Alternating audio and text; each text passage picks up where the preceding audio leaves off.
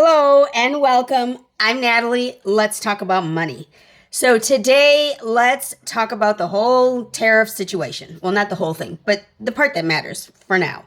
So Trump enacted these tariffs around the world to every country in reality, because every country got a minimum of a 10% tariff. But there was a 25% tariff on imported cars. There was think it started off as 25% to China. And, all countries did get a minimum of 10% tariff. So the markets were crashing. It wasn't considered a bear market yet because all the indices did not get to lose more than 20%, if that makes sense. So it's only until after we hit 20% that it becomes an actual bear market. So we didn't hit that. But we did see some drops, and I came on and said, don't sell your stuff, because if you sell during a down market, you're putting a stamp on your losses. Why would you do that? Wait it out. And so for many people, they waited it out and were patient, and now the stock market has shot back up like a rocket because Trump has now put his tariffs on pause. And so he's got what's been reported is a 90-day pause. And this will hold us over until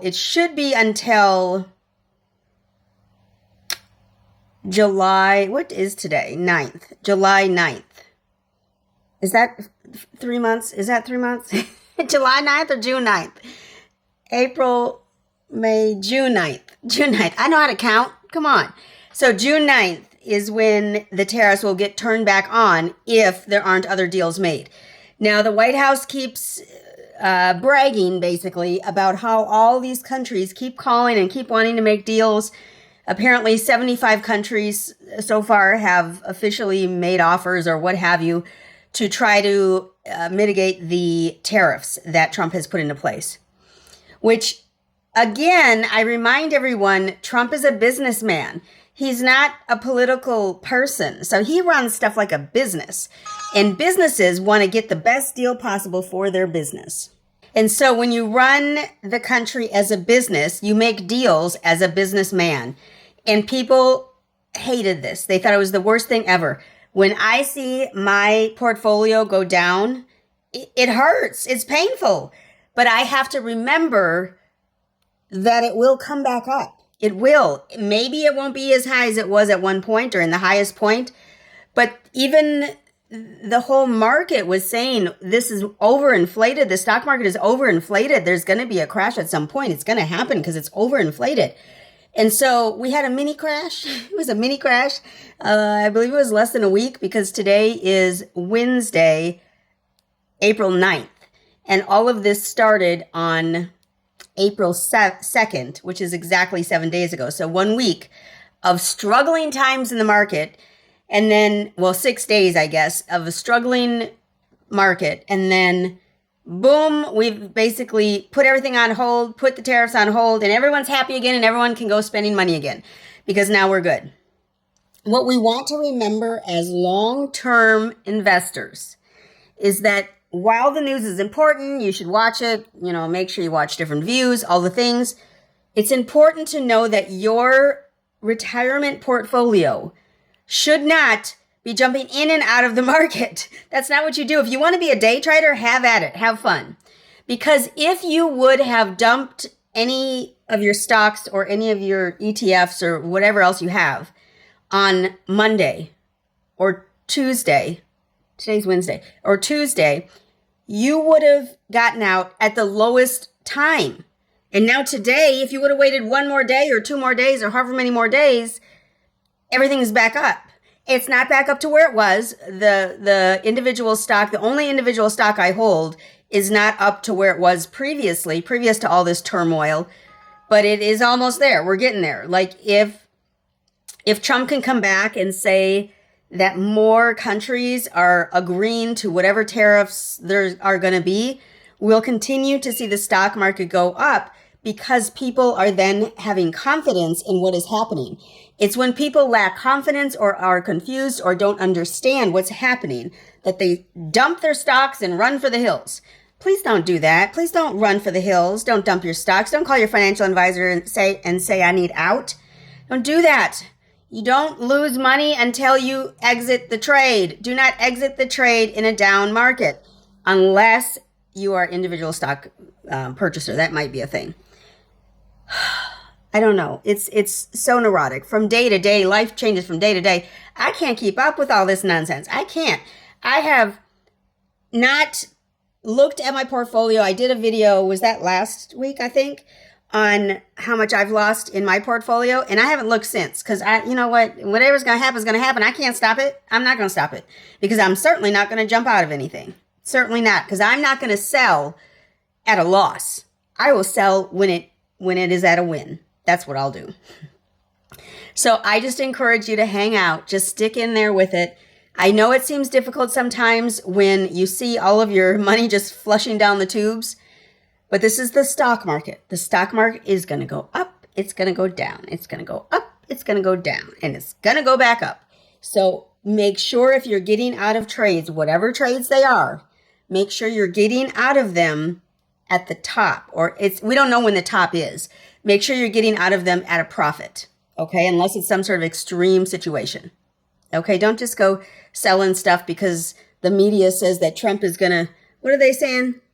Martial law, saying that he's gonna initiate martial law on April 20th. And the reason the April 20th date came about was because he signed some sort of executive order talking about the border between U.S. and Mexico. And the team that was working on it had to come up with a plan by April 20th. So now people are running around on TikTok blowing shit up saying that Trump is going to, inflict martial law on everyone. There's no facts to any of this. There's no facts to any of this. This is all just made up in your head. Now, because Trump is just, fishing out executive orders like they're candy, we don't know what the hell's going on. But the White House has not confirmed in any way that martial law is something that they're looking at. So don't get all frantic and start doing stuff based on a TikTok video. That's crazy. You can check the White House's website. You can check the X. I think he goes on X and posts stuff. I'm not on X, so I don't have a login. I don't want to create a login.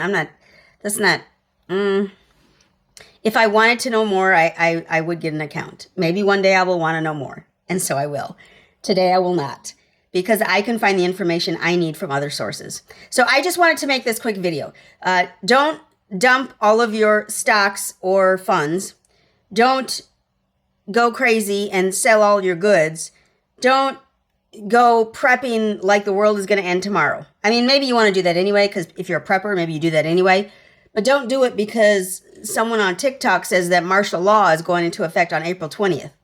Now, if April 20th is the day that martial law goes into effect, I'm sure Trump is going to let us know, because he uses these tactics, I'm 100% convinced, to get what he wants.